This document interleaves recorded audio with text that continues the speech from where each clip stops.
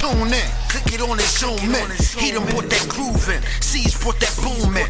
Ambush and Morgan, the incomparable union. And it's time for the movement, info mixed with amusement. Educational news while it's levitating the views. Don't hesitate to subscribe, we gon' need your eyes to be glued. On the episodes we provide, never get the message confused. The perspective's always objective, let you decide what you choose. Ladies and gents, it's current events, it's political breakdowns, it's about as real as it gets. From the sleepers to wake nouns, whether the hill or the ditch. Bet your speakers awake now, and I know you feeling the pitch. Is it honest what that time say? Catch it any time of day. Sip something or light something, whatever vice you make. Groove when that pod play, move if you on my way. Don't block my view when I'm watching the news with my fiancé. Alright, now let's start the show. Great morning. Took a week off, but we're back. Welcome to News with My Fiancé with Morgan Jones and DJ Ambush. I'm DJ Ambush. Okay, all right. Right here on X-Ray FM. We are indeed back, if you can't tell. Hey, Good man. morning. Hi there, DJ Ambush. Hi. How are you, Morgan Jones? Incredible. It's incredible. Doing good? I'm doing all right, man. Happy to be back in here. Me too. Yeah. Happy to be back here. Already got a text. Yep, that's Matt. Good morning, Matt. Says, good morning. I took your advice and saw Sinners. Holy heck. It was a great movie. I went in dry, not knowing what to expect, and it was worth the IMAX ticket price. Friends, I'm going to leave it here. There is more to the text, but I'm going to leave it here. Except for I will the ending, though. It says, I've been on an Egyptian lover kick ever since and broke out the slide for my guitar. Nice, now, Matt. nice, now, nice, Matt. Now, Matt. Hold on. Are we about to find out you can play some blues? Let me find out. Is that what you're telling me right now, Matt? You play some blues? Oh, man. Yeah, you guys have had some time to see Sinners now. If you haven't seen it, you know, what's happening? What's going on? I mean, you know, folks are busy. Yeah, it's true. It's true. We're definitely going to see it again, though. Oh, definitely. Yeah. I want to do a I don't know. It could maybe be a Views with My Fiancé. I'm unsure, but I want to do an episode about it. Oh, a podcast has on that. Well, yeah. I just didn't know if you were, but I need to see it twice before we have. I feel you. I don't want to. And now it's been like 2 weeks since I've seen it. So do I even remember anything? Probably not. Probably not. Need a refresher. Got to see it again before we talk about it. Before we start talking about all the things. Yeah. Yeah, man. But I definitely want to. So that's my second time saying that to Ambush. Maybe he'll take me up on it at some point. Second time saying which part? Did you want to talk about it? Yeah. Oh, okay. Yeah, I'll take you up on it. Yeah. Oh, okay. Faux show. Okay. Radio silence.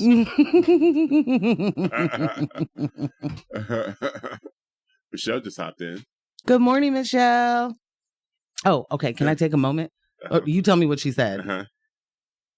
Oh, she said, new mix. Who it is? Listen, we out here. We're just trying to, keep everybody on their toes. You know what I'm saying? Michelle, I got to give you a humongous shout out. Oh, yeah. So I don't remember the day that it happened, but at some point, Michelle hit me and was like, ooh, pressure's looking ugly today. Hope you're doing all right. And I wasn't. Mm-hmm. And I was like, how did she know? Right.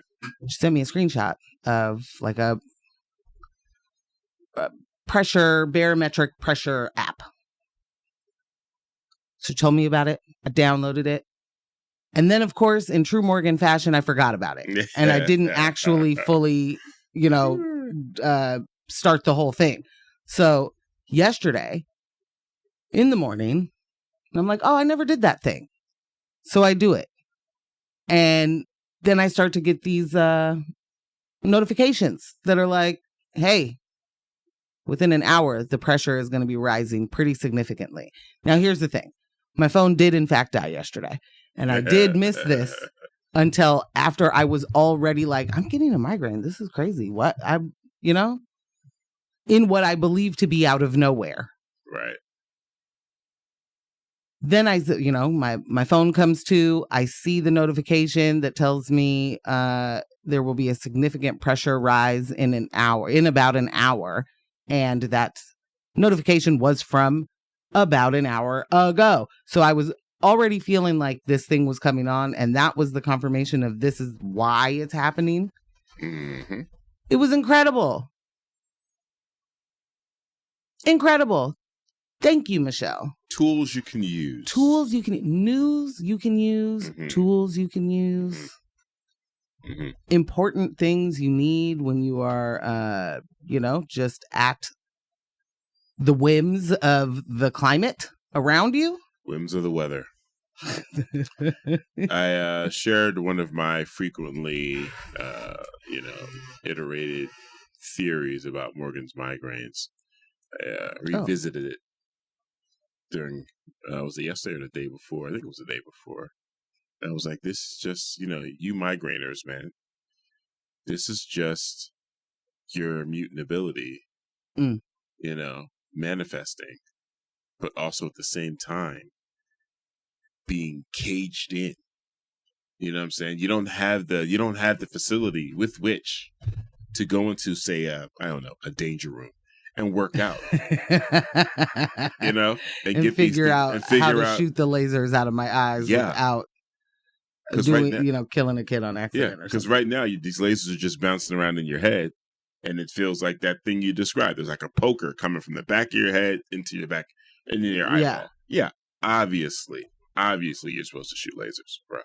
Obviously, But hey, you didn't give me the visual of the lasers bouncing around in my head until right now, and now I get the whole thing. Yeah, super accurate. Yeah.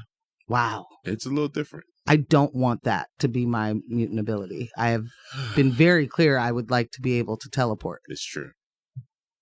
Yeah. Nightcrawler, me please. Yeah. Just. Maybe that's what's bouncing around in your head.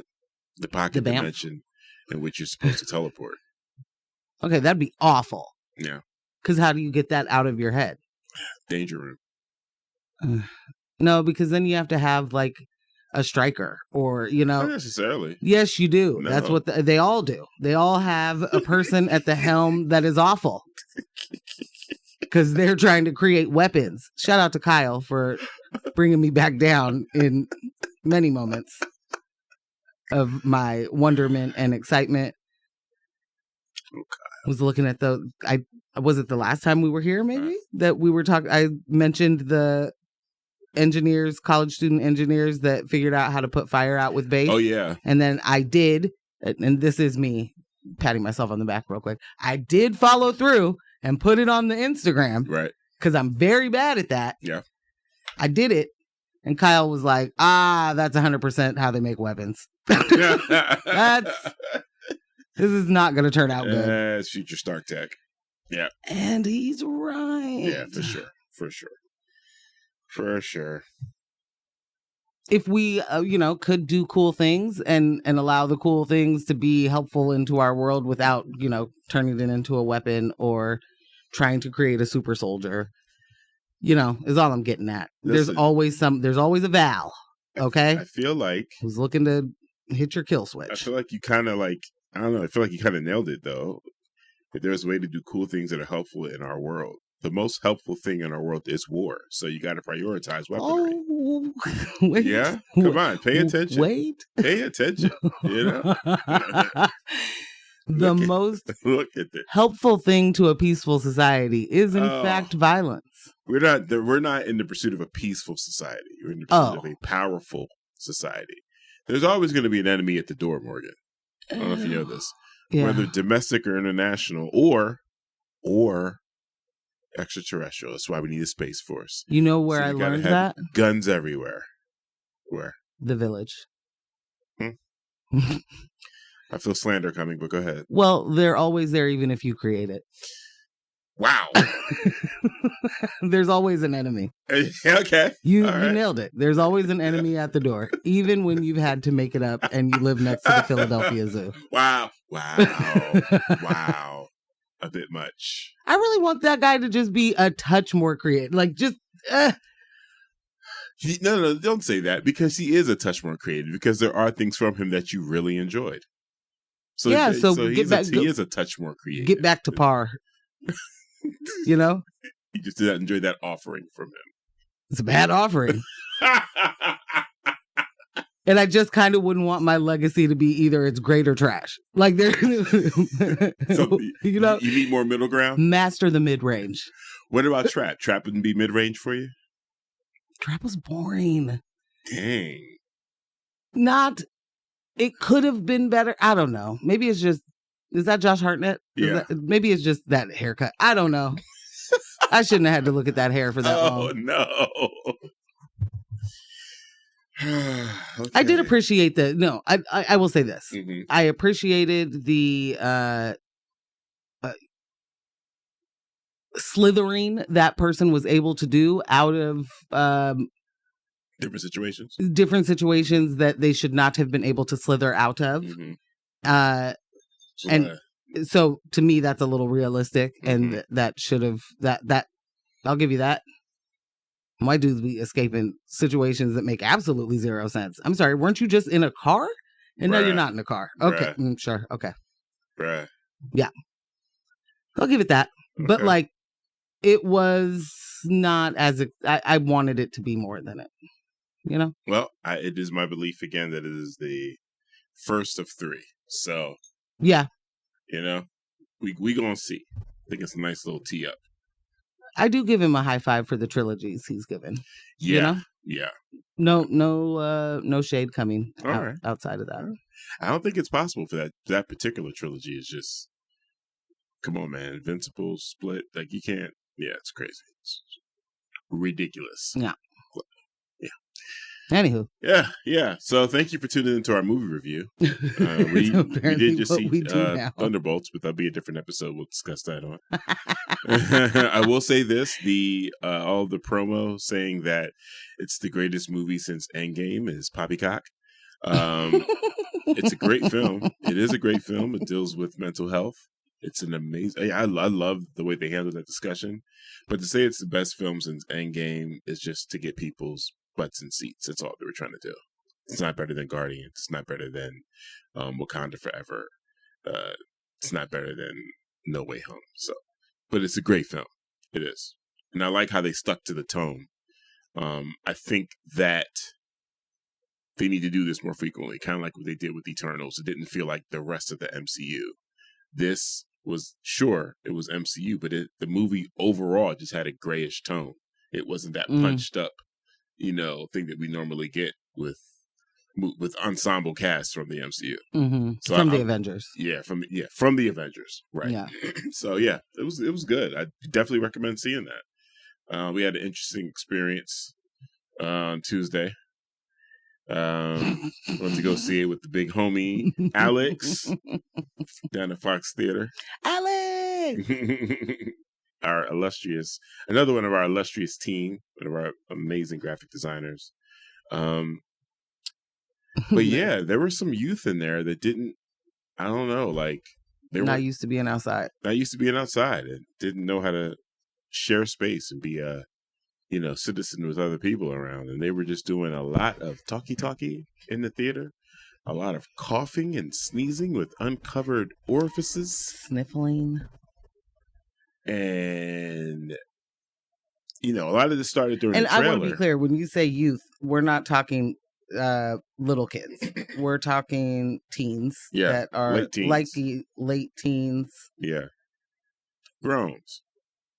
The Growns, yeah. I think there's a show called it Grownish. Yeah, they were conducting themselves, I guess, the way teens conduct themselves in theaters, and it was not cool. Not all teens. Anyone that has been following me on social media knows I recently took a big chop. I have no hair right now, so if you're behind me coughing and sneezing, no neck curtain. Yeah, no neck curtain. If you're behind me coughing and sneezing, I'm getting all of that seasoning on the back of my head. And it was not cool, bro. Like, not cool. Like, no effort to cover your mouth coughing and sneezing. And then we just kept chatting to the which point was just where, really wild. It's 2025. Come on. We're still, I'm a firm believer, as much as I get it wrong sometimes and say like post-COVID. Yeah. We are still in it. Yeah. It's that thing's still thanging. Right. COVID is here. It's never going anywhere. We're not. I am a masks in a large crowd anyway. Like I'm here for the masks. I'm not mad at masking all the time if I can. Like, the idea now of going somewhere knowingly sick is so different for me than it ever was before. I definitely was the person who showed up to work sick, like box of tissues, cough drops. Yeah. Hey guys, I can make it through half a day, or I can do this or whatever. Like, I'm not doing that again. I'm not subjected. I didn't realize, it seems so silly. You didn't have a choice, really. It was capitalism dictated that you did whatever you could to show up. Certainly that. I want to be clear. It's not like I was just like, I can't wait to go infect everyone. But you also didn't really have a good understanding of what it meant for something to be contagious or that how you are able to spread these things, you're like, I'm washing my hands, but that don't mean anything for the people you're coming in contact with. They might not be washing their hands. Right. And we learned in the beginning of COVID, people didn't know how to wash their hands. Did not. Wow. Mostly the dudes, friends, guys. Dudes is too gender neutral. Reporting live from inside of a men's bathroom. Nah. Yikes. Nah, bro. Nothing's changed. Nothing's changed. These dudes go from the stall straight out the door. Nothing's changed. You won't even take a pretend pause at the sink? Some of them do a... Let me just get my fingers wet. I'm telling you, TikTok has also allowed people to tell on themselves in a way that I was never prepared for. And the amount of women that are like, why would I wash my hands? I'm like, not touching anything. Cool. So gross. So gross. Anyway, I don't know what I was trying to get to. The teens. They're coughing. This person is coughing, no hand cover, no get yourself in. Like, I'm a throw your face in your shirt person. Put it in your shirt, bro. Because your hand and your elbow are not actually doing anything. And they were just going. That person was just full blown coughing and then chatting. Just chatting. And I kept telling myself, like, it's the previews. This is just chill out. It's the previews. Don't get yourself all worked up. Thank God I've seen these previews. I have, in fact, seen every single one of these so far. So I've got no beef, Morgan. You have no beef. You just need to breathe it out. It's going to be fine. And then it wasn't. Yeah. Because then the movie started and they just kept talking. And as a Black person who gets the rap of being a loud person, we always are like, Black people talk through a movie. Not we, but that is the stereotype.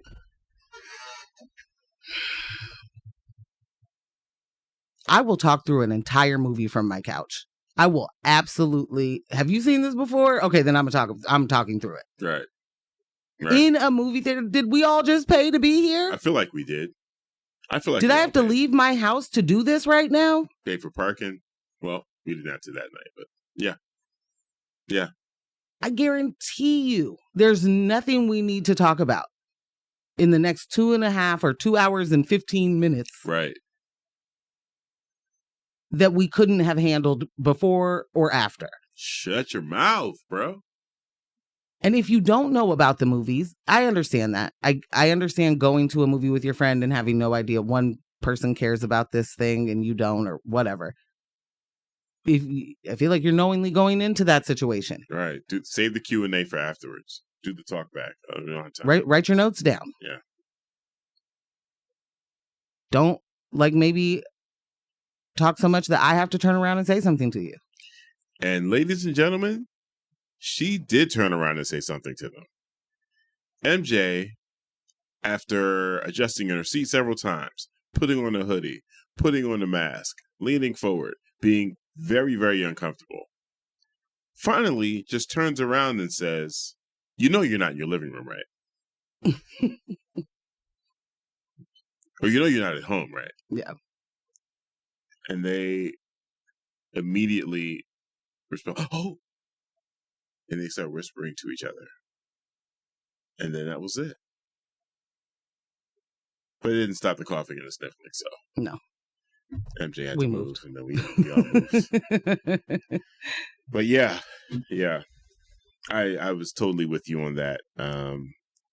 It was a regrettable movie experience, but a good movie. Yeah. Oh my goodness. Yeah. Come on. And that's just, again, man, it's the little things for me. It's the very little things. You go to a storage facility, we go to our storage unit, there's only so many carts available. I pull in, there's a car with two people two people with this vehicle unloading, and they're both using 2 out of the 3 carts. Right. And there's a bunch of people in there. People are parked in a way that aren't, no one else can be in there. anyone. It's like the little missing courtesies that has me in this place where I have zero faith in you guys. I cannot live in a society where resources are strained and be around people like you. I can't. You are going to drive me bat-ass crazy. Like, what? Yeah. Oh, no. Too inconsiderate, man. Just too inconsiderate. Can't do it. Can't do it. Not at all. Good morning, Crystal. Crystal hit us a... Shush. Oh, I said Crystal and I meant P-Town. P-Town. My word, Bird. I don't know what just happened to me. P-Town. I was like, Crystal, shush your mouth. Yeah, I don't know what just happened. In ages. It's because I can't see names, and so I'm trying to go by numbers and... Oh, fair enough. Exchange. I'm sorry, P-Town. I did not mean to get it wrong right now. PTZ. It's my baby right there. Yeah. And so is Crystal. I miss you, Crystal, if you out there. Yeah, definitely. But yeah, shout out to P-Town. P-Town said, fantastic rising fiancés. It's happy. Oh my God, it's May. It's gonna be May. It's gonna be May. Is that a song I don't know? What? In sync, it's gonna be me, but they say it's gonna be May. So you asked me if I knew an NSYNC song. I didn't ask you if you know an NSYNC song. You questioned my knowledge of an NSYNC song, is what happened. You said, is that a song? Yeah. And I named who's the song is by. Yeah. I just wasn't I wasn't big into boy bands. I think I kind of fit the script. Of not being into it? Yeah. Yeah. No, for sure. I'm sure if I heard feel the like song, how I'd do you recognize not... it, though. If I heard the song, I'd probably recognize it. And that's all I'm saying. Yeah. There's certain things you don't have to be a fan of for it to be in your lexicon. Also a DJ. So I'm just going to say, wild thing to say on the air, wow. Phil just said, good morning, guys. What movie did you just see? I just tuned in. Oh, so Matt mentioned Just Seeing Sinners because we recommended that a couple weeks ago. Yeah. And then we just recently saw Thunderbolts this Tuesday. But it's Thunderbolts asterisk. Yeah. So, not to be confused with Thunderbolts non-asterisk. Right. And Phil, it was good. Yeah, it was good. It was good. It was definitely much ado about mental health. Yeah.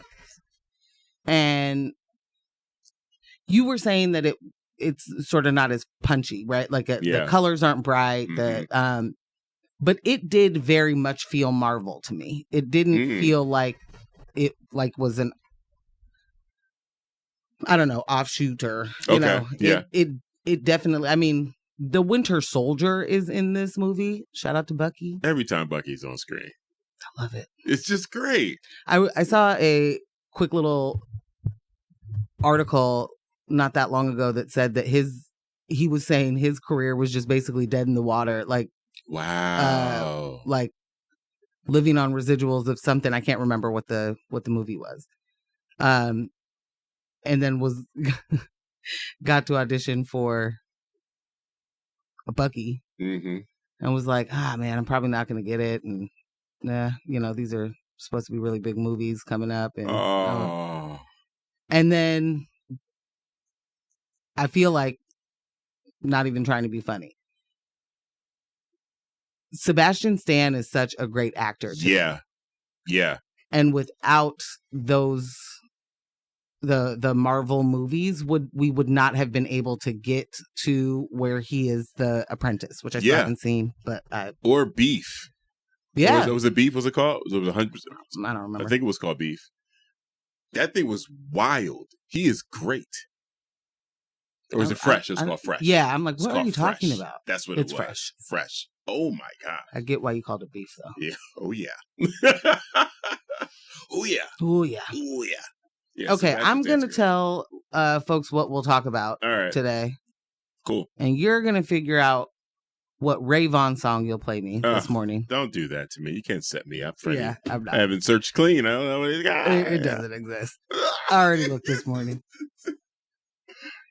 If anybody wants Morgan's music suggestions, I am currently obsessed with the rapper Ray Vaughn and La Russell. Both West Coast artists, two different sides of the West Coast, though, meaning Northern California and Southern California. Hey. And boy, oh boy, man. There's just Ray Vaughn, The Good, the Bad, the Dollar Menu mixtape just dropped. La Russell, I think, puts out an album every day. We're not sure. Just a full-blown, full mixtape. Shout out to Taupe, who no longer lives in Portland, I believe, but from Portland. Hip-hop producer, MC extraordinaire, MC himself. They have a couple of projects together that are they're perfect. Yeah. They're perfect. I love them. Anyway, those are my top obsessions at the moment. And Lucky Day, because when I need some singing in my ears. That old Lucky. I don't know that there's a better voice right now.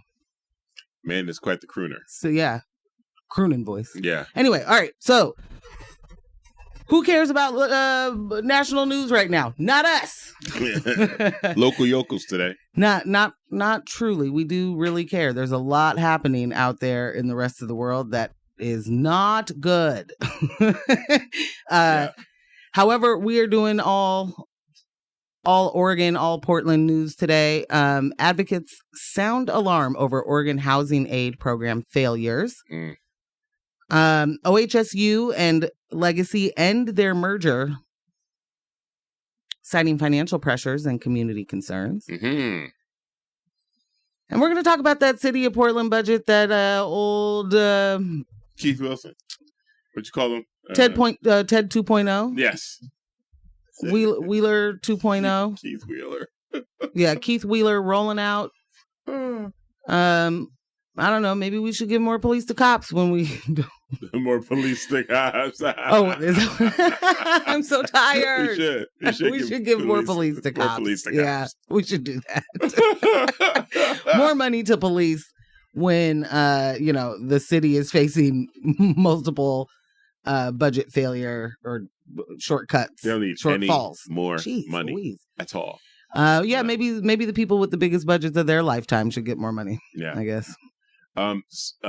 Speaking of, like, right before you said we're going to do all local news, you were like, there's a lot of things happening on a national level. Not to say that any of that stuff isn't important. Yeah. P-Town sent us a screenshot. Character AI is arguing that its AI characters should be treated like humans by extending them First Amendment protections. What are you talking about? Yeah. That's what's happening. I'll repeat it. Character.ai is arguing that its AI chatbots should be treated like humans by extending them First Amendment rights, First Amendment protections. Why would a why would everything's great? Rights? Everything's wonderful. Everything's wonderful. Yay. Everything's great. Yeah, so many SKUs. So many, too many. Michelle said individualism has gone way off the charts. And boy, oh boy, big agree. Bruh. Big agree. Michelle said, ooh, you need to offer playlists as a periodic patron benefit. Ooh. That's easy. That is easy. Yeah. Yeah. I'm here for that. You're listening to X-Ray FM at KXRY Portland at 91.1 and 107.1 FM, and in the Halo Wheeler Manzanita at Rockaway Beach at 91.7 FM, streaming online everywhere at xray.fm. I submitted a voiceover sample. I did a bid for a voiceover contract on Monday. Tuesday. Look what you find out about your partner if you guys have a radio show together. At the end of the week for the things they did at the top of the week. Well, it's, never heard of it. You have Rashonda sent us the link a while ago for both of us to sign up. And every once in a while, I respond to the emails. Like, oh, you know what? I got Shout out to Rashonda. She keeps us plugged in. Yeah. And I got a quick minute. See what's up. And I haven't landed any yet. Unfortunately. It's like, well, people keep telling me I got this radio voice. How come I'm not landing these voiceover contracts? What is happening? But you got to put some practice in. I'm going to keep going. You know who you need to talk to. One Michael Brumage. Mr. Brumage. That man's got a voice for everything. Business. Yeah. I'll talk to Brumage. All right. I don't know who this text is from, but it says I just saw Sinners last night. That was Phil. Oh, Phil, you saw it too. Yeah. Amazing. Rudo. Hey. Harper's husband. I think the robot should be free to say the hard what? Oh, Rudo. What does that say? I can't say it. Rudo chatbot. He said, I think the robot should be free to say the hard R. XOXO. Rudo chatbot. Rudo. Which I know that we just said we're going to go to a music break, and I do want to do that. Oh my gosh. Wait, P-Town said the pool is open. Oh. And yes, you can barbecue on the deck. Okay. We actually do have to make this happen. We have to. We're going to make this happen. Oh my gosh. Okay, but yeah. Rudo just hitting us with the chatbot should be able to say the hard R. Mm-hmm. Made me remember. Shout out to Carlos. Oh, sent so good in the group chat. One of the funniest. So I am a person, and shout out to Can from Unrefined Sophisticates, my brother, who we say things that they do make sense in our head, but sometimes they come out wrong. Like, so he will often say, I know it doesn't sound right, but some racism is funny. Yeah. Stereotypes can be hilarious. And very much for comedy, there are so many ways that you can make fun of, marginalized groups of people. Not that that's the point. Right. Without punching down. Yes. Right? Yes. Without doing slurs, without doing, being a Schultz, if you will. So I don't even know what the context is behind this, but there was, he sends us a TikTok, this black lady that's like, just want to remind you, all gingers are black. If you see a white man with red hair, black man. If you see a white woman with red hair, black woman. You're welcome. That's just a reminder. I have no idea what this context is. Yeah, I don't know. What are you talking about? I listened to it 3 times thinking that I missed the actual thing that she was saying. She didn't say a thing. So then I go to the next video he sent. White lady, red hair. She's like, hey guys, oh my God, just found out I'm black. Okay. First up, amazing. Right. Second, I'm going to do it. I'm going to say it. I'm going to say it. I can say it now because I'm black. You can't cancel me. I can say it. I can do it. I'm going to do it. I'm going to say it. I'm going to do it right now. I'm about to say it. I'm about to do it. And her freaking smoke alarm beeped. And I doubled over. It was so good. And if you don't get that joke, you don't have enough black people in your life. But so good. So good. Smoke detectors stay going off. I don't. The comments was like, not the hard beat. Not the, with the hard beat. No, that was great. So funny. That was amazing. So we'll come back with one of these stories, maybe. I don't know. Yeah. You guys are texting, so maybe we'll the just text might take us in a completely different direction. Yeah. Who knows? But yeah, give us a music break, Ambush. All right. Pretty and please.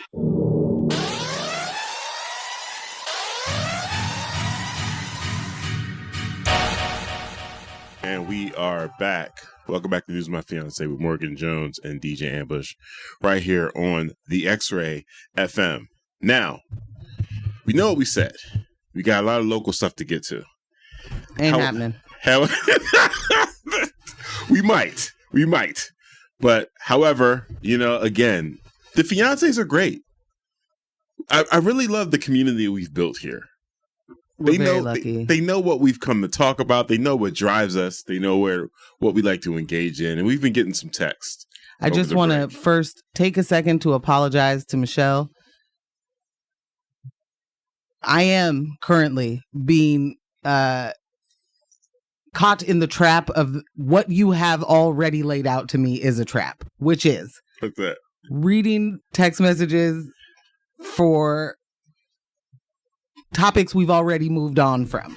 And then you go back to the topic. So I want to acknowledge, thank you for pointing it out. I am working very hard not to continue to do it. Today it's happening. I got to give the acknowledgement. Quick recap. I see my faults. We talked about a movie experience before the 8 o'clock hit. Yeah. They talked also about us seeing Sinners and how we're going to see it again. To that, Rudo said, okay. Sinners 2, very old Jack City. Rudo. Smokestack Rudes. And he says, just watch out for that vampire in Brooklyn. Oh boy. We also talked about we just recently saw Thunderbolts. And Brooke, hey Brooke, look at you in the beginning of the show. Look at you up and at it. She said, so Marvel might want to mention that there's a call to boycott. Boycott it. Them being Disney. Yeah. Yes. Sabra is a character that appeared in Brave New World, Captain America Brave New World. Sabra's origin story, Israeli Mossad agent, and the actor is also former IOF, same as Gal Gadot. No judgment here, but wanted to drop the conversation. Big mad love for you two. Big mad love for you. Always. Also. Always. Yeah. So Ambush. She said also, big old pass on that convo for local news. Just couldn't sit on my hands. Free Palestine. Hello. Yeah. Here's the thing. Yeah. We missed last week. So there's so many different things that we want to talk about. And this is what happens when you miss a week. Yeah. Because then there's certain things that are pretty exciting and get you going, even though it may not hit the same for the audience. And we're working on it. Yeah. Working on it. That said, I know that was a thing. I definitely have a problem with Gal Gadot and the way that she has unapologetically.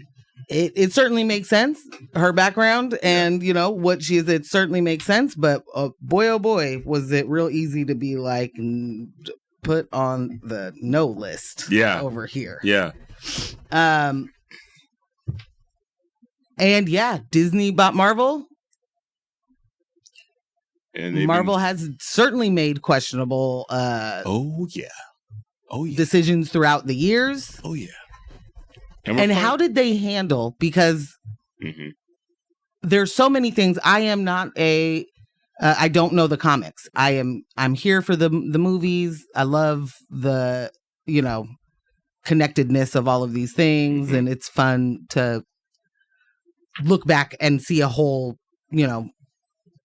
12-year story arc kind of thing. Like that's cool to me. But I didn't know about Sabra. I thought that was hummus. I didn't know that there was, a actual character. Yeah. And certainly didn't realize. I mean, it makes sense. Yeah. It certainly makes sense for many of the storylines that are throughout Marvel. Yeah. But how did they handle that? Because that movie came out, right? Oh yeah. There's Sabra. Thanks for the sending the cover over. So yes. Not Brooke said, here's a receipt. So yes, Disney bought Marvel, and recently we've been finding out a lot of just normal Hollywood nastiness. Like Disney, sure, it's the mouse, right? But we all have heard about the exploitation at the theme parks, and we all saw what happened during the actor strike. The big shiny Disney, the mouse is no different than any other exploitative company, period. Well, somebody's got to be number one. Hello. Someone's got to teach the Walmarts how to treat people, So to hear what some of the actors have been going through recently, like I can't remember this actress's name, but she was one of the major villains in Infinity War. She was told that in order for her to appear in the follow-up film, Endgame, she would have to do that for free. Because it's such a big film. Can't pay you all. We can't pay you. It's such a big film. And when I heard that, I was like, wow, okay, so that explains why we didn't see her in Endgame. But also, why would you think that is wild. But it's no more wild than saying, hey, we could want to pay you guys a flat rate to have you come into a studio, read a bunch of words, and get your face read by a bunch of cameras, and then we'll own your likeness for the rest of the time. Isn't that cool? Wouldn't that be cool? You wouldn't even have to work anymore. Like, these are the brains that come up with this stuff. So Jeremy Renner just recently did an interview on a podcast saying that the reason we didn't get Hawkeye season 2 is because they wanted to pay him half of what they paid him for season 1. And he said, why would you think to pay me half? Because I got ran over. Said, do you want to pay me half because you think I'm half of Jeremy Renner because I got run over? Like, I'm not. Right. Number one, it's a wild thing to me. Our idea, and I mean, societally, not like Morgan and Ambush, but like our idea is that if you're on TV, you made it and you are successful and you're making money. You're in a movie, you're making money. You're in, the blockbuster $1 billion grossing at the box office movie. You're making money. And boy, we're just consistently proven that it's exploitation everywhere. That is what capitalism does. There is no other way for capitalism to work. None. And it's every facet of everything we do, you know? And so, yeah. It's real ugly. So the Sabra situation. Sabra is a Israeli superhero. I can't remember what year she was created, but I had no idea of her existence whatsoever. None. This is ages ago, right? So we start hearing about the new Captain America that released. Was it earlier this year? Mm-hmm. Captain America: Brave New World. This is Falcon Man. Falcon, Anthony Mackie's Falcon becoming Captain America, stepping into the role, the fourth Captain America film. And we start hearing whisperings of this character, Sabra. And this is while they were still in production. And then once we found out what Sabra was, it was like, wait, why would you put in... What are we doing? Why are we putting this Israeli superhero, this Israeli government superhero? Like, how does this even fit into any of the narrative? So there was a huge backlash. There were calls to boycott the film before it came out. And then edits started happening. And they cut down her role significantly. Like, she's never referred to as Sabra in the film. She's in costume once at the very end with a coat over it. And like, wow. Yeah, she's reduced. They changed her whole backstory from being part of Israeli military to actually being part of the Red Room. She's a widow. Oh. They completely changed it. Changed it. She's Russian? Well, they kidnap these kids from everywhere. Oh, okay. Yeah. So yeah, they completely changed it, but then these kids from trafficking knows no bounds. No bounds. Oh, okay. But there was a line that they gave her that kind of like let us know, like, okay, all right. And she said something to the effect of, you know, we all have things in our past that we shouldn't be held to. And everyone was like, oh, sure, I could take that as you being a widow. We could also take that as the history of your character. Yeah. Interesting. So, I mean, they pivoted. Sure, it should have never been an option. So that's what makes me think like this isn't something coming from Feige, right? This isn't something like, well, I think this would be interesting. He's trying to make money and appeal to the largest audiences while doing that. You don't, on one hand, campaign and push for what is Black Panther, and then say, you know, it felt like the person that was there before him. Some of that decision making. So this is a higher up Disney thing. And again, I'm not in back offices for me to say who did or what. But, you know, I think there are also blind spots, right? Yeah, sure. It's I don't know any of these people, you know, personally or know what their politics are, right. But I think there are a lot of blind spots. And if you are a person who doesn't really understand that this isn't just a conflict, you know, or that this hasn't just been a conflict, that there's been decades of occupation. If you don't understand that part, you can trivialize, or you can think that, you know, oh, well, this is relevant.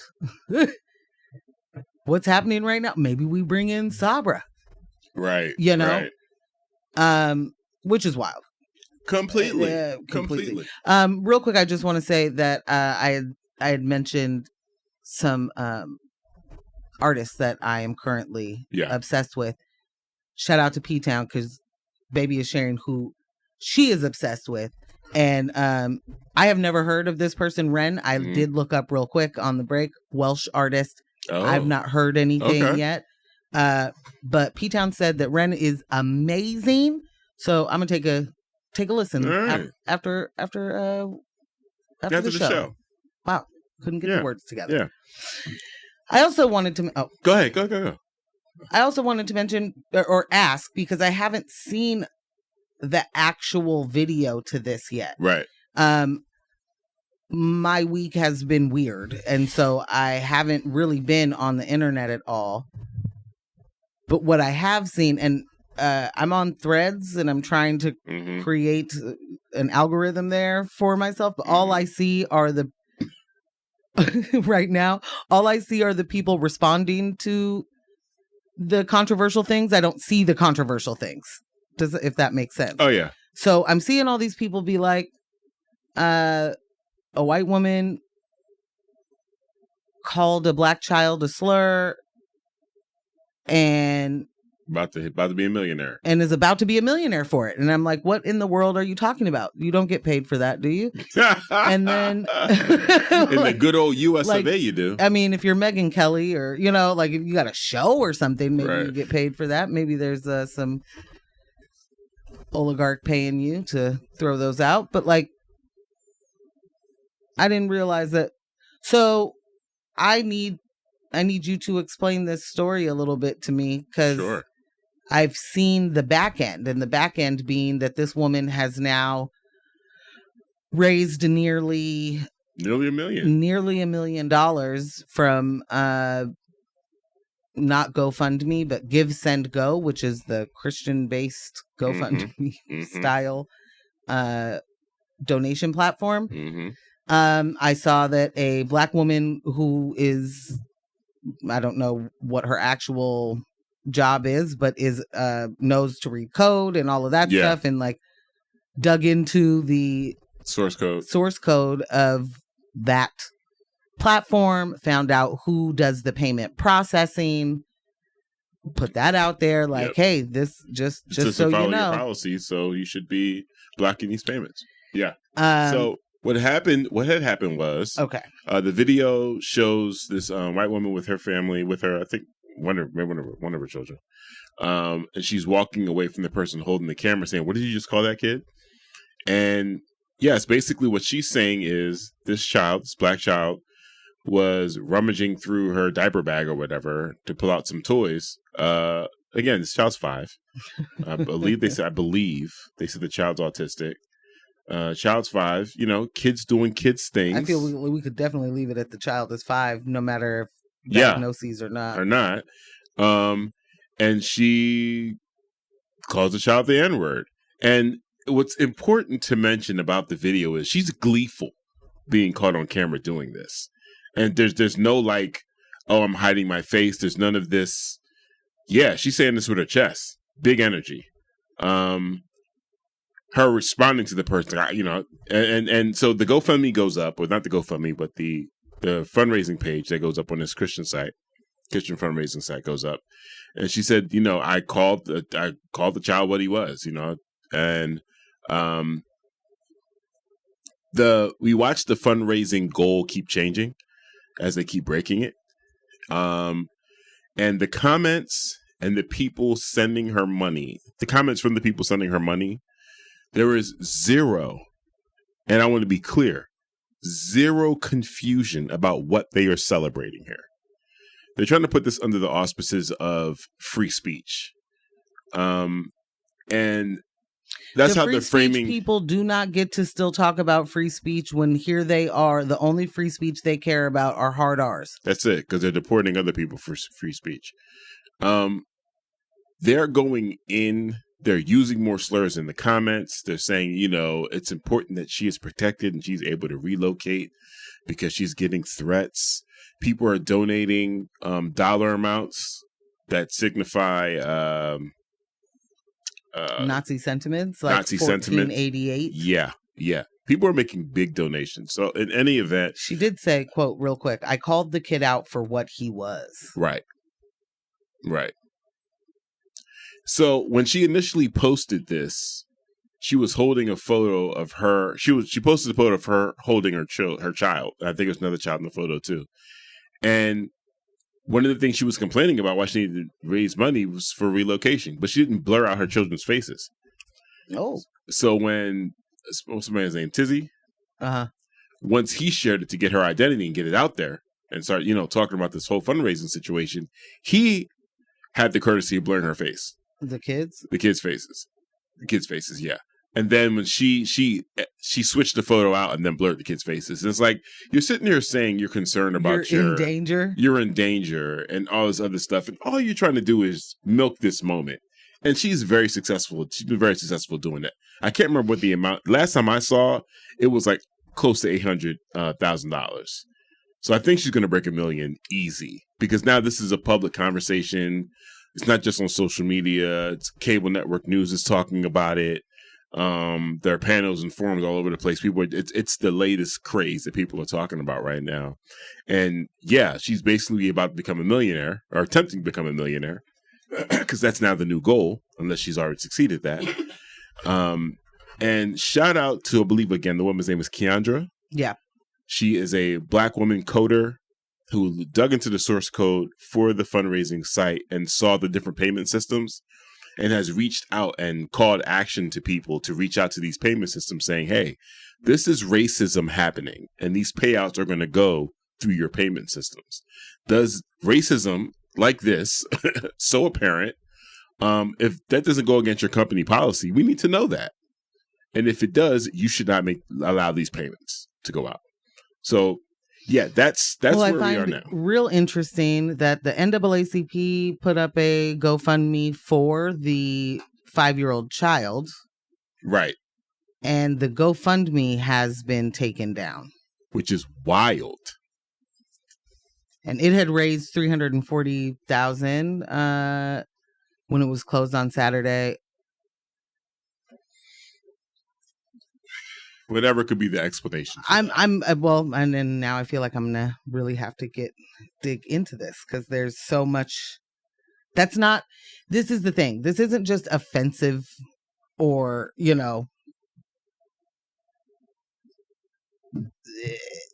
I mean, it's I don't know. It's just so intentional. Yeah. And what I'm hearing is that the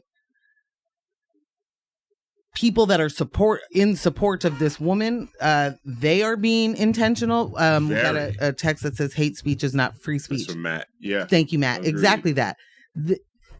This is the conflation that they want to be able to make so that your chat bot can say the hard R and be treated as a person and not say free Palestine. Right. It is amazing what speech is intended to be free and the others that are hateful. This is domestic terrorism. Yeah. This is an adult woman treating a child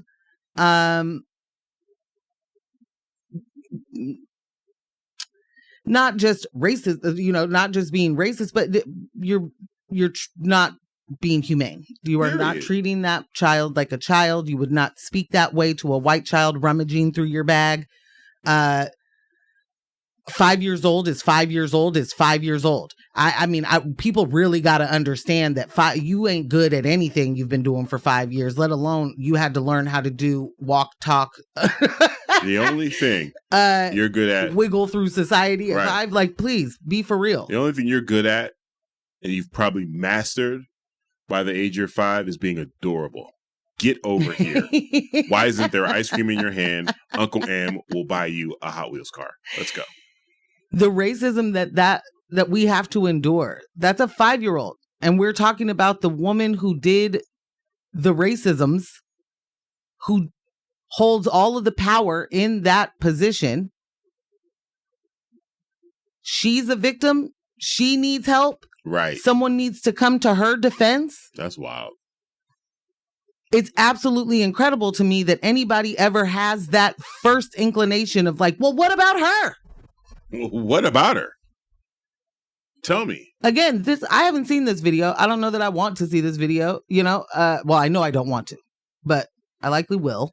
You're going to want to put hands on her if you see the video. And yeah, I mean, I'm trying to protect my peace in some ways. Yeah, but, you're already dealing with, you're coming out of migraine territory, so you don't need to be taking any trips back there. Oh, P-Town said, when did we start trauma fundraising?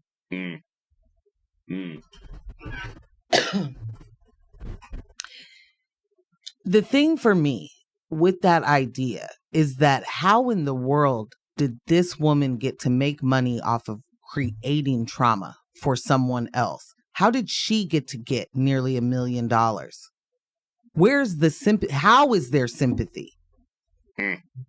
How is there sympathy for a person who calls a kid the N-word for looking through her bag? There's no there is no scenario where I'm going to say it made sense for her to do that. I want to be real clear. Yeah. There is no scenario in which a grown-up adult with children at a park should be calling any child any name, certainly not one of the most egregious words a white person can use. Right.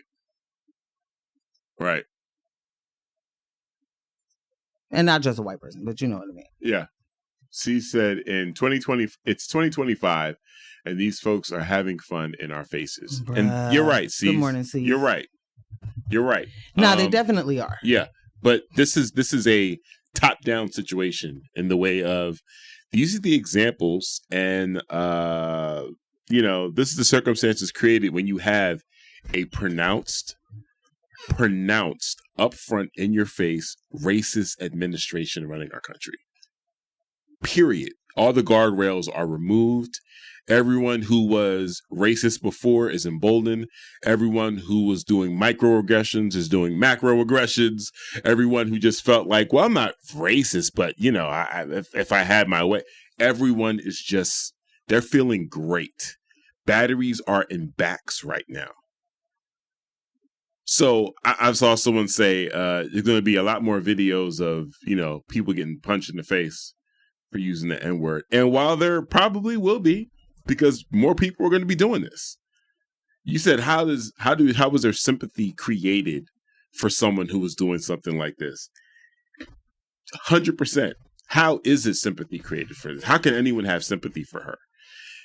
What I see, and you'll see it once you start going through those, if if you start going through the comments on that fundraising page, it's just excitement. It's almost like a rally. It's almost like a Trump rally in there. They are so excited, so happy to be able to donate to this woman. Like they're making her, I mean, this a hero. is no different than George Zimmerman. This is no different than Kyle Rittenhouse. This is no different than Daniel Petty. Petty? I don't remember. Penny. Yep. Seeing people be gleeful about, murder.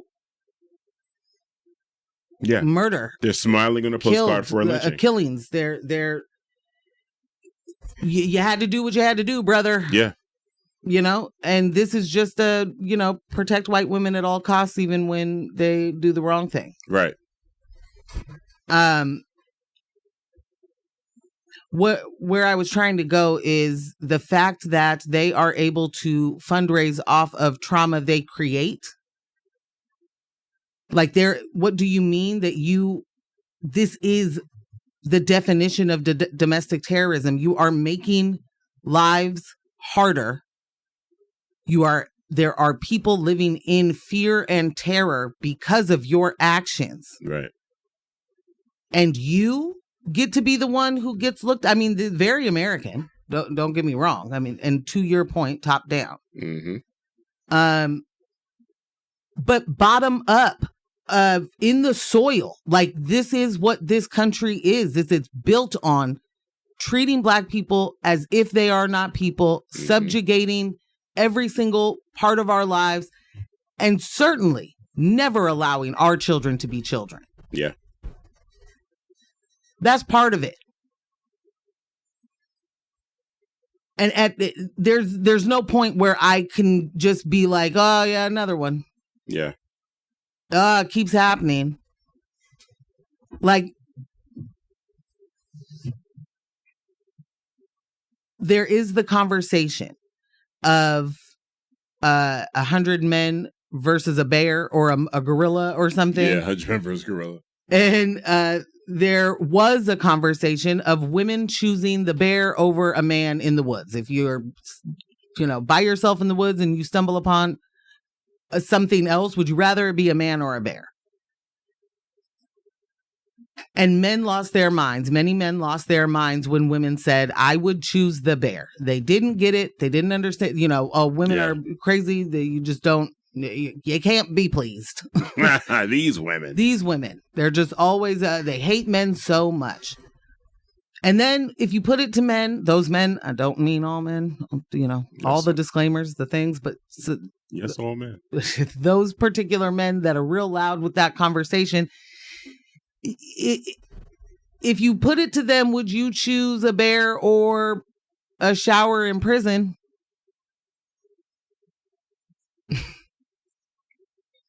They start to understand. Yeah, real quick. They start to all of a sudden understand the threat that men can be. And they can understand that they aren't always the predator. Meaning, there are other men that are bigger, better, badder predators than you. Yeah. And that you understand your place in that, and you don't want to be on the receiving end of a predator man. Right. I'm saying all of this because what we say is men need to gather men.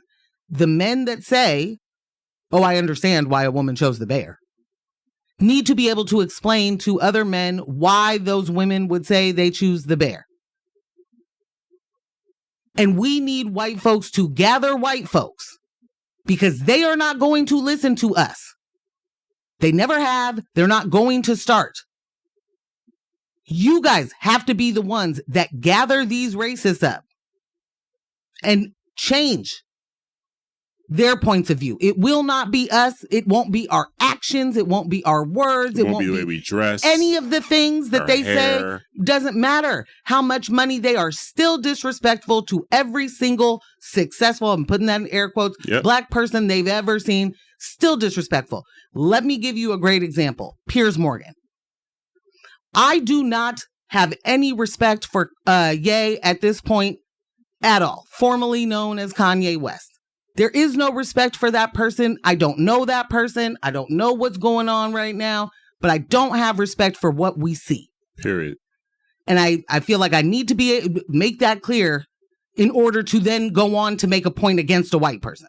Anyway, Piers Morgan invites this person on their show, consistently uses the wrong name to address him, then diminishes the fact that he is getting his name wrong, gets other things wrong, like the amount of Twitter followers he has. And that's going to sound real silly, but if you have 33 million Twitter followers and someone is talking to you about how big your Twitter following is and how dangerous it is because it's so big, and they keep saying the wrong number purposely. Yeah. He did nothing but disrespect that dude for 3 minutes straight, and Ye got up and walked off. And then Piers Morgan got to try to berate another person, Sneeko, who is another person that gets no respect from me, but treats that person as in a way that, like, you do not talk to white people like this. Mm. I know you don't. I've unfortunately seen too much of your content. Right. So you speak to now he's going to make Sneeko in charge of speaking for Ye. Like, well, since he's not here now, you're going to answer the questions that I had for him. That's not a thing, bro. Number one. Anyway, I won't go through this line by line, but he was incredibly disrespectful to that person as well. And then question, what are you doing with that guy? That guy's a raging anti-Semite, right? So what are you doing with that guy? He says, I'm here making a movie.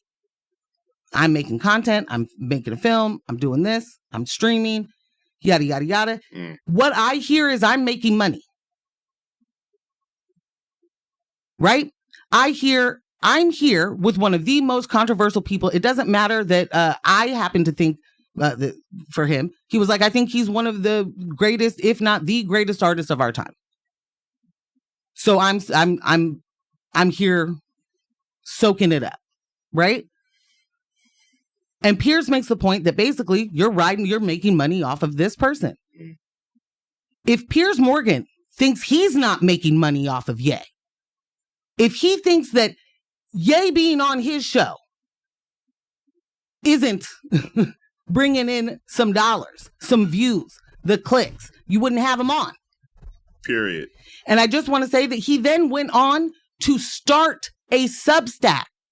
Is that how you say it? Substack? Mm-hmm.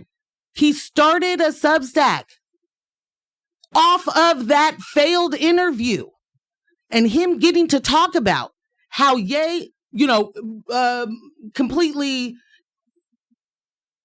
was dismissive of how much goes into that, how much money was wasted, how many people's times was wasted, folks' time was wasted.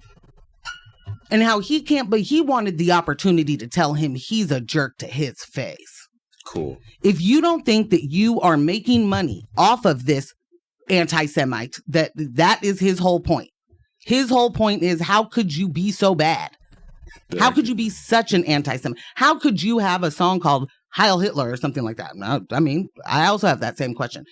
What are you doing? And then asking this other person, how dare you make money off of that? As if you aren't. Right. As if you aren't. I hope that all of that makes sense. Why I said all of those things, all those different stories, because they all come down to the same thing of white people using their power behind their racism and then telling you it didn't even happen. Telling you it didn't happen, telling you it's the black person's fault, telling you that the whole reason I did it is because that's what they are. I called him what he is. He spends that Substack thing, that explanation of the failed interview. He spends the whole time calling this man everything but what he has been asked to be called. and continuously, still purposely messing up these things that he was called on. I don't mess with Sneeko. Sneeko is not a good person. I hope your kids don't listen to him. I hope you don't listen to him. This is not a person who should be a part of our society content. Yeah, like you shouldn't have a microphone. Yeah. But he was able to recognize in that moment. He said, you didn't even get his name right. And that was on purpose. And you know what you're doing. You didn't get his Twitter followers right. And you know that. You did that on purpose. You have a whole team. You have a team of researchers. You can't get the man's name right. But he gets to go on unchallenged to his own little Substack on his microphone saying things like, well, whatever it is he wants to be called now. Yeah. Yeah. No, the through line is there. Yeah, it's all very much the same. And that top down that we talked about on Thursday, on Monday, of the U.S. attorney in California who is trying to not just check in on certain cases, but in a case in which an officer has already been convicted by a jury and is to go to sentencing for assaulting a Black woman on camera, they're going to change the charges. Right. They're changing the charges from felonies to misdemeanors so that guy can go back to being a police officer. There has never been a moment in this place that there was a post-racial anything. Never once. And they have forever and always been trying to get their lick back from the moment that it was like, free the slaves. Yep. Yep. If you are a person who doesn't understand that slavery continued for years after that proclamation, and I don't mean to get us to Juneteenth, I mean kept going.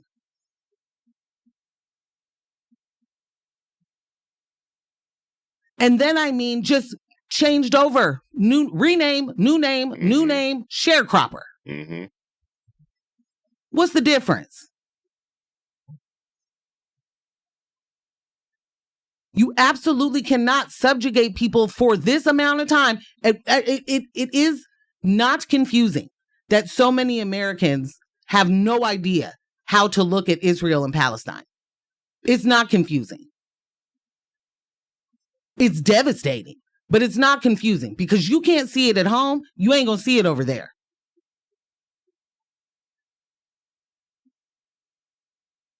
For me, none of us are free until we're all free, right?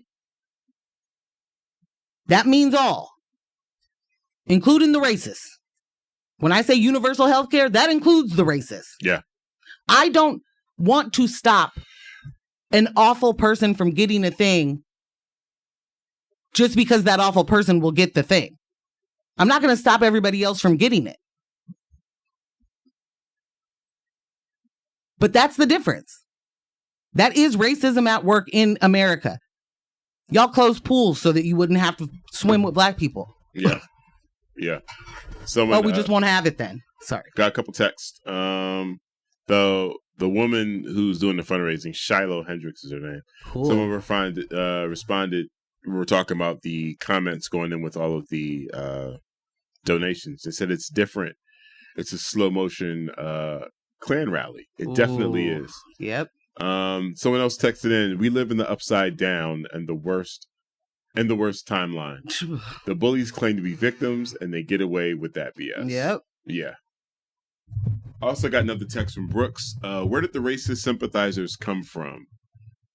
See above picture. Take a look at that. Colonization is predicated on racism and white supremacy.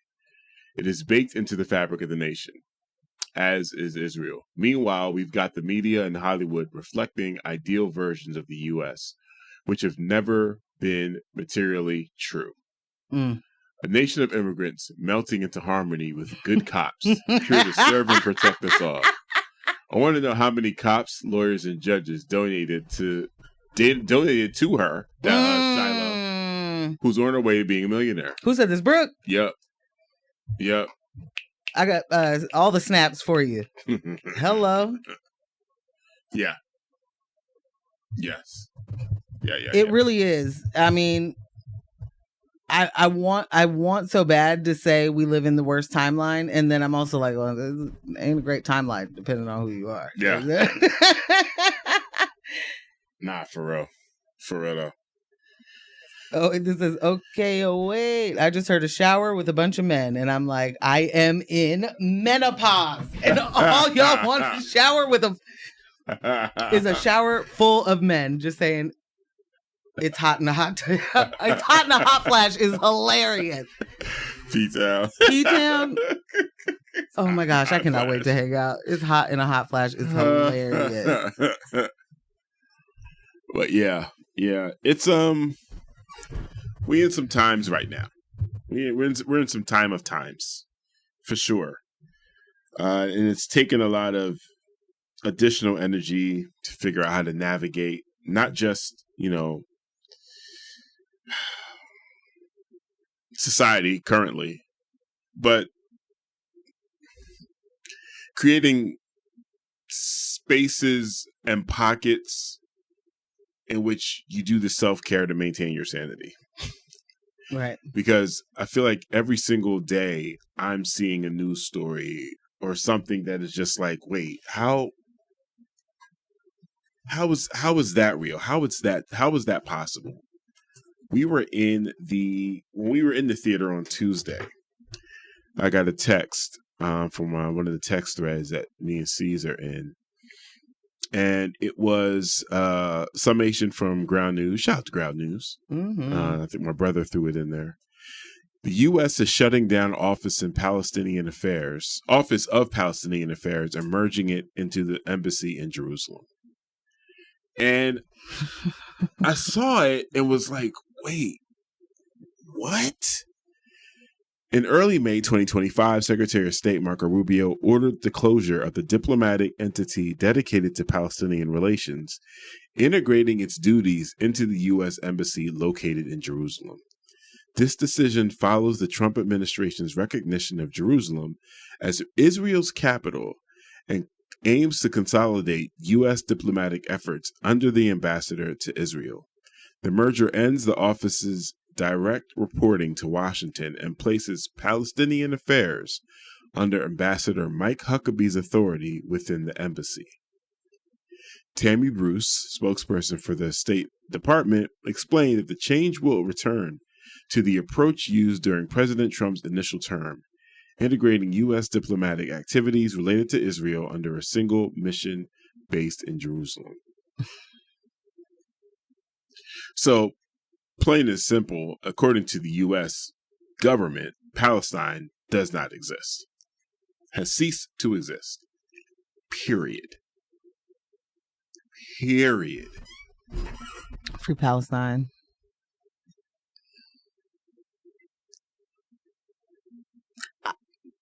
That just put me in the back. Like, I want to punch the air right now. Yeah. As a call to self-care, I would not recommend going to Shiloh's fundraiser. The stuff in there was just like... Not when I'm still trying to figure out what's happening over here with Madeline and the school. Oh, man. Yeah. Yes. And a white child already getting the level of protection that this white woman is getting. Like, I just... Right. You know, if y'all don't know about that story happening too, I probably do. But a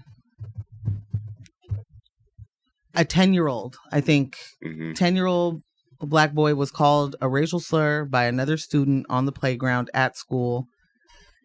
That principal is now currently placed on leave, administrative leave, while they, investigate. But the principal's response was defensiveness and lack of accountability. And the idea was to punish the black boy. Yeah. And when his black parents came in and objected to that, she was like, we're going to have to get the police involved. Yeah. Yeah, the parents came in to ask, what are the policies? Our child told us this is what happened. What are your policies with regards to this? What's going to be the next steps? And like you said, she responded very defensively, and then called the police on those parents and suspended this young man. And then expelled him. Right. The school expelled him, citing violations of the parental code of conduct by his parents. And I don't know. I mean, maybe I watch too much TV, read too many books. I've seen a lot of white people fly off the handle about their kids. Yeah. I've seen a lot of white people going into the let me speak to every principal's manager right this second. Get the school board on the phone. Get the, like, and the police don't get called. Yeah. And this is not, like, I don't love the idea of being like, this is a prominent black family. And only because I don't want to take anything away from either one of these people. They are very accomplished people in their own right. And they are a prominent black couple. They are from she is from a prominent black family. He's a celebrated jazz musician. He is a celebrated jazz musician. She is a Stoudemire. Right. We don't play about the Stoudemires around here. The way you clutched your pearls. I am literally holding my chest. Like, hey. We don't play about these Stoudemire. We're not playing about them. Mm-mm. Yeah. Damon Stoudemire, Amari Stoudemire. This is their Karis Stoudemire. We don't play about her. Mm. Like, I shouldn't have to say that because no matter the prominence of the black family that gets treated this way, we should not be okay with any black family being treated this way. We should not be okay with any family being treated this way. Right. But to act as if the victims of racism are the perpetrators of aggression.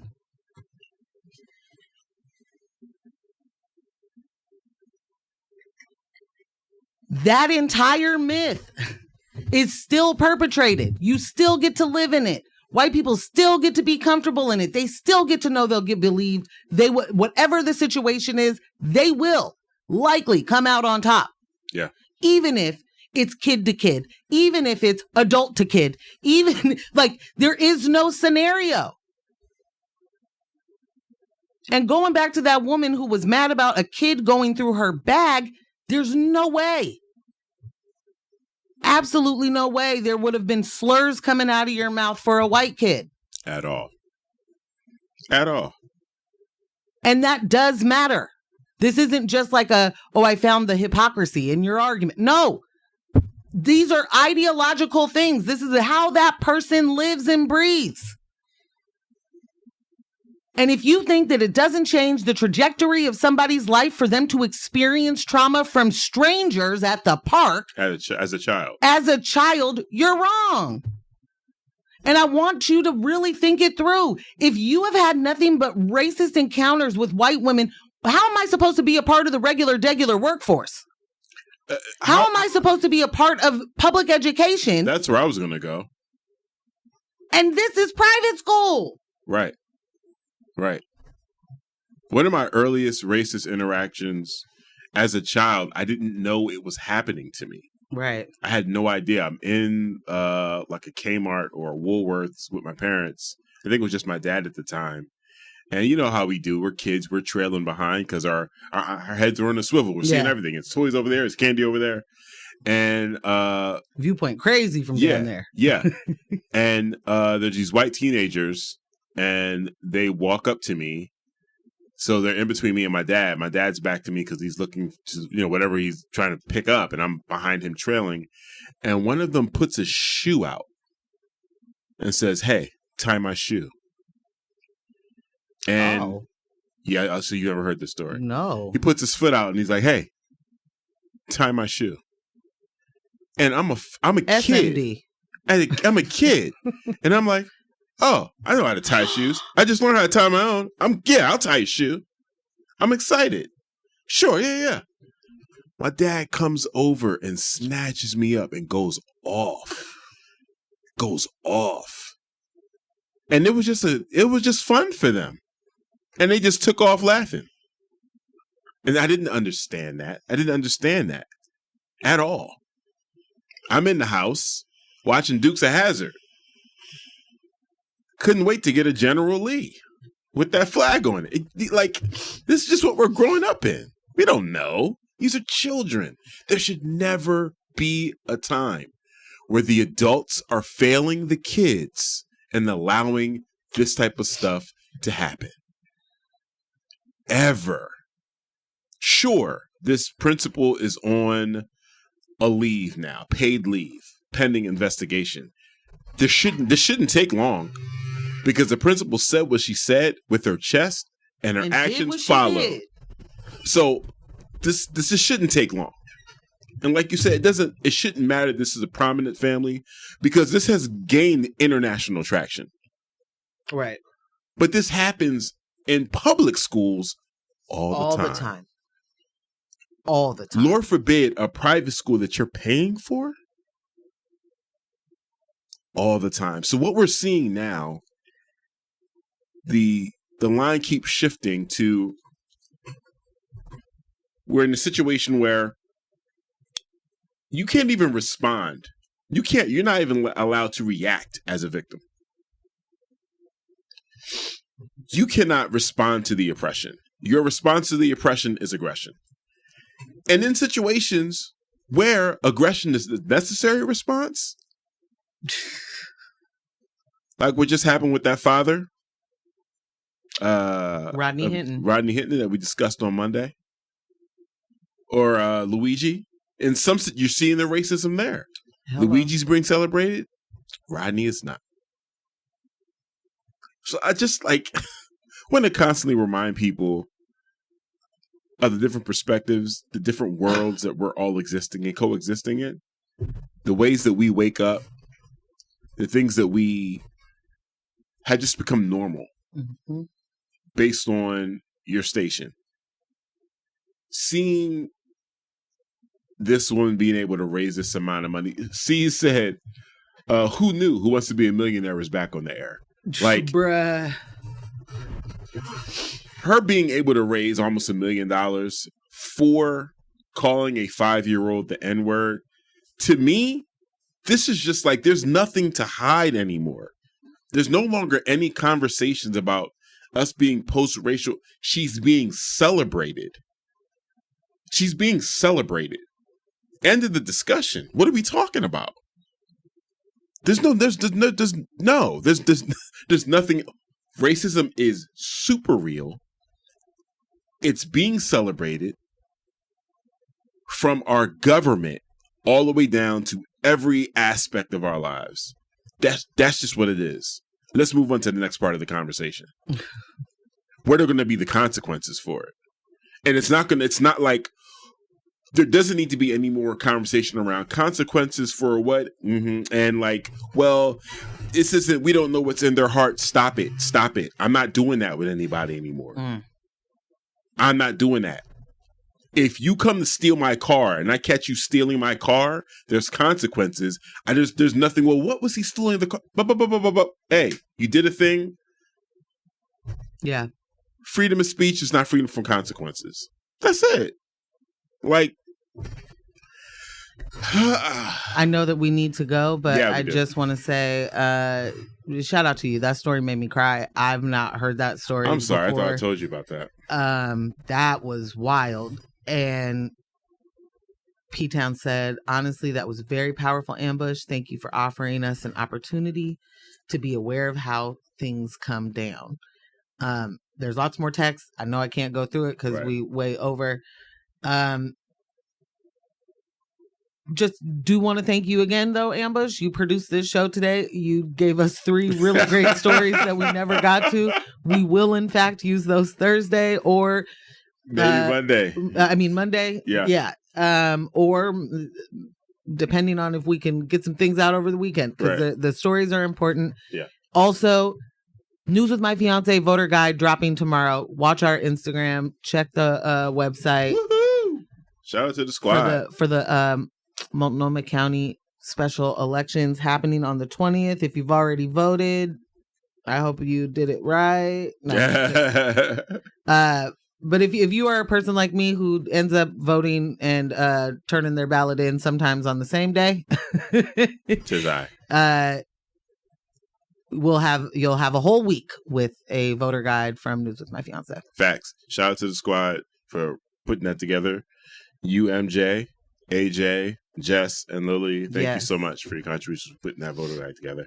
This was another News with My Fiancé, brought to you by Morgan Jones and DJ Ambush, our podcast editor, Kyle G of Residual Audio. Thank you so much for all your texts. Kyle will make sure those are in the episode descriptions. I am updating the playlist for the songs played today. And again, y'all know what it is. Do not let the individuals distract you from the systems. Poverty is a policy choice. People over profits. Power to the people. None of us are free until we are all free. Thank you so much for listening. Stay tuned for Tom Hartman, and we will see you Monday night, 6:30 on YouTube. No war but class war. Hey. Bye.